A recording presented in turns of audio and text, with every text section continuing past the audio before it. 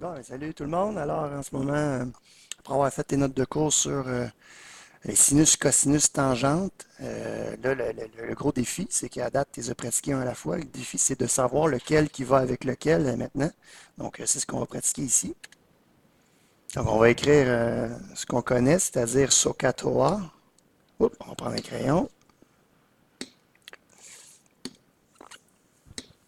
Donc, SO pour sinus, opposé euh, sur hypoténuse, K.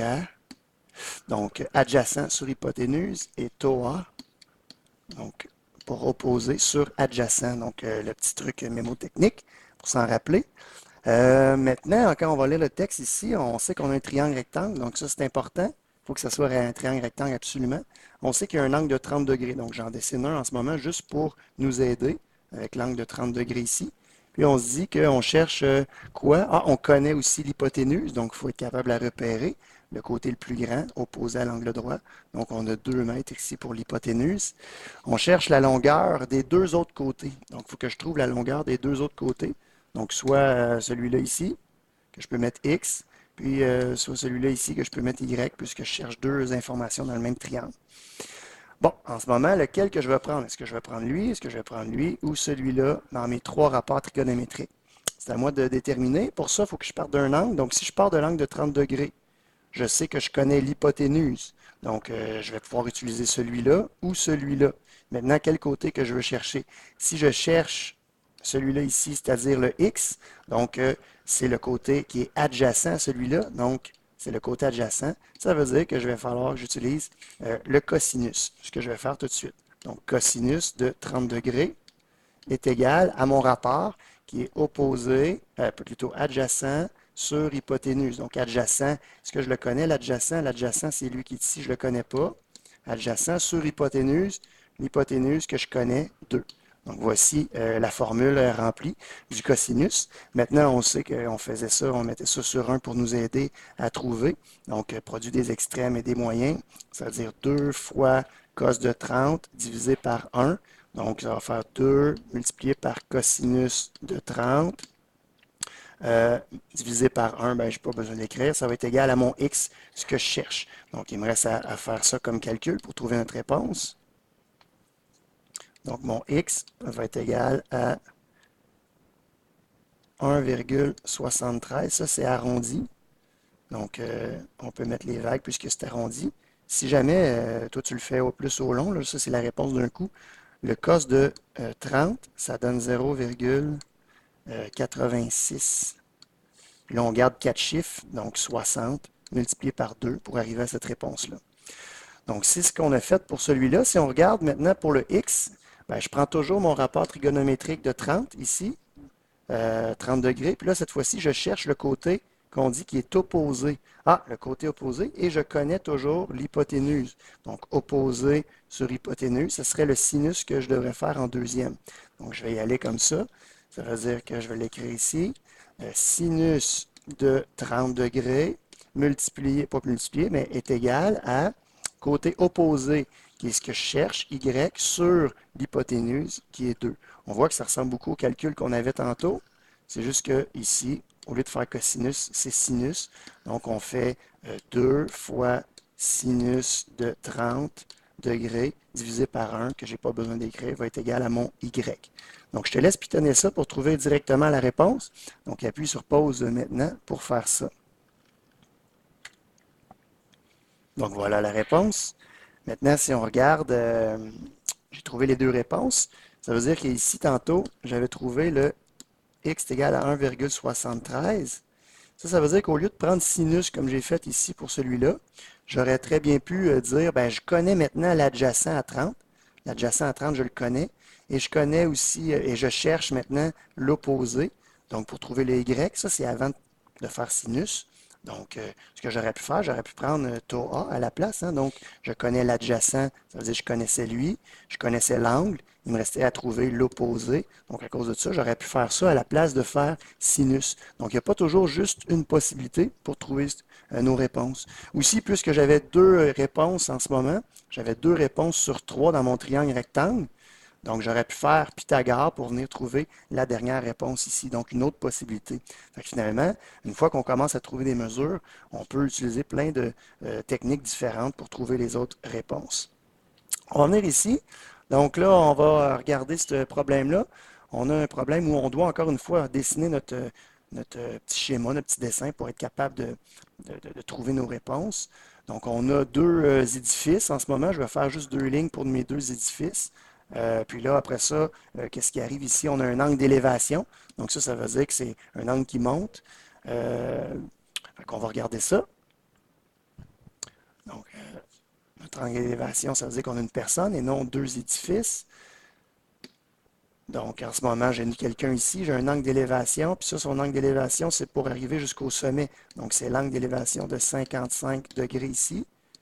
Donc, mon triangle est ici. Ça, c'est l'édifice. Si j'ai l'édifice, ben, c'est à 90 degrés. Donc, mon triangle est ici. C'est quoi la hauteur? Donc, la hauteur, la hauteur de l'édifice, c'est ce que je cherche ici, ce X-là. Maintenant, je sais que je suis à 35 mètres de la façade. La façade, c'est le mur qui est ici. Moi, je suis à 35 mètres plus loin. 35 mètres plus loin, je suis ici. Donc, je mets 35 à cet endroit-là. Donc, voici mon petit dessin. Maintenant, regarde avec SOHCAHTOA, ce qu'on a écrit un petit peu plus haut ici. Regarde avec SOHCAHTOA, quel rapport trigonométrique tu devrais utiliser. Donc, cherche celui-là, appuie sur pause maintenant pour le trouver. Alors voilà, c'est TAN qu'il faut utiliser. Donc maintenant, viens placer les bonnes informations autour de TAN pour être capable de trouver la réponse. Donc appuie sur pause maintenant pour faire ça.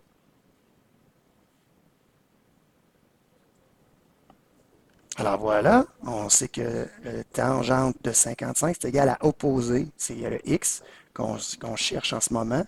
Donc, sur adjacent, donc opposé, celui-là ici, sur adjacent, celui-là ici. Donc, c'est pour ça que mon rapport est fait comme ça. Maintenant, on met ça sur 1. Donc, essaie d'aller trouver ta réponse toi-même maintenant. Donc, j'appuie sur pause maintenant pour aller trouver ta réponse. Alors voilà, ça donne 49,98, arrondi 99. Donc, on peut dire que c'est proche de 50 mètres. Quand on arrive à la finalité de notre problème, comme ça, on peut conclure facilement comme ça. OK, maintenant, on va aller voir le dernier. Donc, là, le dernier, je vais te laisser prendre le temps de le lire, d'essayer de trouver tes rapports trigonométriques, d'essayer d'aller trouver la réponse, puis utilise SOHCAHTOA pour prendre les bons rapports, puis viens voir après ça ma démarche que je vais avoir placée au tableau pour toi. Donc, appuie sur pause maintenant pour essayer de tout le faire d'un coup avant de venir voir les réponses. Donc, tu peux faire ça maintenant. Alors voilà, moi je l'ai fait avec deux fois la formule des sinus. Donc une fois en vert pour trouver le X, une fois en bleu pour trouver le Y. Puis on remarque que j'aurais très bien pu, peut-être que toi tu as utilisé une autre technique, je vais juste te le montrer une fois. Donc si je veux prendre le 36, puis je veux venir trouver ici le Y comme ça à partir du 36, on voit que c'est l'adjacent, c'est le côté qui est à côté finalement. Donc je vais faire cos de 36 est égal à adjacent Y sur l'hypoténuse qui est 200. Finalement, je me retrouve à faire 200 fois cos de 36 est égal à mon Y. Puis là, mon Y, on va faire tout ça.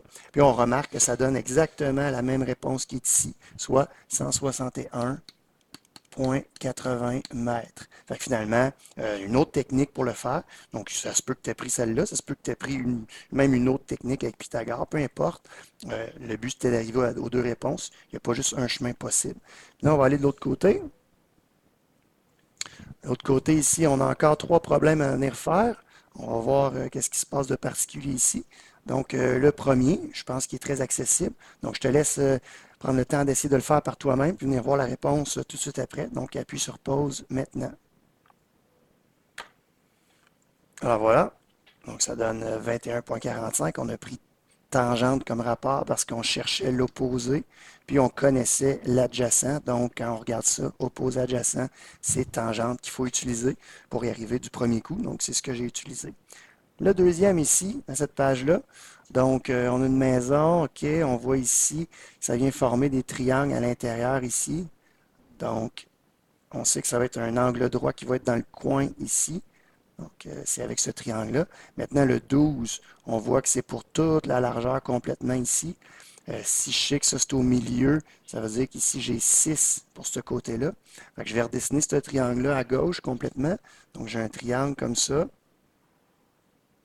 Puis ici j'ai 26 ici, degrés. Ici j'ai 6. Ça c'est mon angle droit du milieu. De l'autre côté, hein, ça continue de l'autre côté comme ça ici pour faire la même chose. Donc ma hauteur ici, on le savait dessus, ma hauteur. Non, donc c'est ce qu'il va falloir que je cherche. En fait, il va falloir que je cherche cette longueur-là ici pour avoir la largeur de mon toit, pour être capable de venir calculer toute l'aire de cette surface-là qui va être en haut ici. Donc, il va falloir que je cherche cette largeur-là. Donc, trouve le bon rapport trigonométrique pour trouver cette largeur-là, après les dessins que je viens de faire. Puis, viens multiplier ça à combien ça coûte la surface. Il faut que tu trouves l'aire. Viens multiplier ça à combien ça coûte par mètre carré. Donc, il faut que tu trouves la surface de tout le toit. On sait que ça va être une mesure de 15 ici, parce que c'est la même chose en bas. Multiplié par la longueur qui va être ici. Donc, 15 fois 15, ça va donner l'aire de la surface. Maintenant, ta réponse, il faut que tu la multiplies à combien que ça coûte pour 1 mètre de surface. Donc, toi, tu vas savoir combien tu en as. Tu vas pouvoir trouver cette réponse-là. Donc, appuie sur pause maintenant pour venir faire tout ça. Alors, voilà toutes les réponses au calcul qu'on avait dit. En premier, on a fait cosinus ici. Donc, ça, c'est en premier. En deuxième, on est venu trouver l'aire ici, en deuxième. Puis en troisième, on est venu trouver le prix ici de notre réponse finale qu'on voulait. On va venir voir en bas ici. Donc, le numéro 3 ici. Donc, on a son balcon. Ben, je te laisse le lire toi-même, celui-là. Tu vas essayer de faire le petit dessin. Tu vas venir voir après ça si ça ressemble au mien. Mais peut-être que ce ne sera pas du même sens, mais peu importe. Allez voir si tu vas être capable de trouver les bonnes choses toi-même avant même de le faire. Donc, en premier, concentre-toi sur le dessin. Donc, appuie sur mon pause maintenant pour venir faire ça. Alors, voilà mon dessin. On a les deux balcons. Donc, les balcons sont sûrement en quelque part ici, un balcon là, un autre balcon là. On a la distance entre les deux. Donc, c'est sûr que c'est approximatif, hein, parce que là, il y a les hauteurs des personnes, il y a aussi la longueur du balcon, mais peu importe, on va y aller comme ça. Donc, on a notre triangle. On sait que ici, on va avoir 17. Entre les deux balcons, ça va être ça. Ici, j'ai mis 3. Pourquoi j'ai mis 3? Parce que c'est le 8 ici, moins le 5 ici, ce qui nous fait une hauteur de 3 pour notre triangle. C'est ce x-là qu'on cherche ici, le x qui est ici. Donc, pour chercher ce x-là, je vais devoir savoir quel rapport trigonométrique prendre. Premièrement, j'ai le côté opposé, je le connais, c'est 3, puis j'ai le côté adjacent que je connais. Donc, opposé puis adjacent. Donc, on sait que c'est la tangente qu'il faut que j'utilise. Donc, la tangente de x, pourquoi x? Ben, c'est lui que je cherche. Donc, je ne le connais pas ici, mon angle. Donc, tangente de x, opposé, c'est 3, sur adjacent, qui est 17. C'est comme ça que je vais être capable de venir trouver ma réponse. Donc, on se rappelle, pour être capable de trouver notre réponse, on divise ces deux-là ensemble. Donc, ça va faire tangente de x est égale à la réponse. Puis là, on gardait combien de chiffres? On en gardait 4 chiffres après la virgule, comme ceci. Maintenant, on sait que on aurait pu garder tous les chiffres à virgule aussi, ça aurait été plus précis, mais ça fonctionne habituellement quand on en garde 4 comme ça. Maintenant, il faut faire tangente à la moins 1 de ce chiffre-là, comme ça ici, pour aller trouver notre réponse de notre x. Notre x qui va être notre angle. Pour trouver ça, on pitonne à notre calculatrice. Et voilà, ça veut dire que ça fait 10,01 arrondi, donc 10 degrés. Si on veut le mettre à 10 degrés, c'est parfait comme ça. Le dernier numéro qu'on a en bas ici, donc le dernier qu'on a ici, on a un triangle, on a plusieurs triangles en fait dans cette figure-là. On voit qu'on cherche cette mesure-là ici. Donc, on regarde ça. Je te laisse essayer de trouver les rapports trigonométriques pour faire ça. Donc, appuie sur pause maintenant pour juste trouver quel rapport tu penses utiliser dans ce triangle-là. Alors, voilà, on prend un petit rappel ici pour trouver l'angle qui est juste ici. On sait qu'on peut faire ça, c'est un angle plat, hein, quand on l'a au complet. Donc, on pourrait faire 180 moins 70. Ça veut dire que ça donnerait un angle de 110 ici. Donc, des fois, ça peut t'aider dans d'autres problèmes. Maintenant, On n'a peut-être pas de besoin. Tu as peut-être été tenté de faire ça, c'est-à-dire 50, on va chercher le prochain côté ici. Le côté qui est ici, ça veut dire le grand côté qui est là. Donc ça va être son opposé. Puis ici, l'autre qui est à côté ici par rapport à 50, c'est son adjacent. Donc opposé, adjacent. Tu as peut-être choisi la tangente. Puis après ça, tu vas refaire, dans le fond, avec celui-là, c'est opposé. Puis on connaît quoi? On va connaître celui-là ici qui est l'hypoténuse dans ce triangle-là. Maintenant, avant de tout faire ça, ben, tu ne peux pas faire celui-là ici. Tu ne peux pas. Donc, trouver ça comme ça ici opposé, tu ne peux pas faire ça. Puis ça, c'est pas l'adjacent. Parce que quoi? Parce que le triangle qui est ici n'est pas un triangle rectangle. Et on le sait que les rapports trigonométriques, on peut juste faire ça dans les triangles rectangles.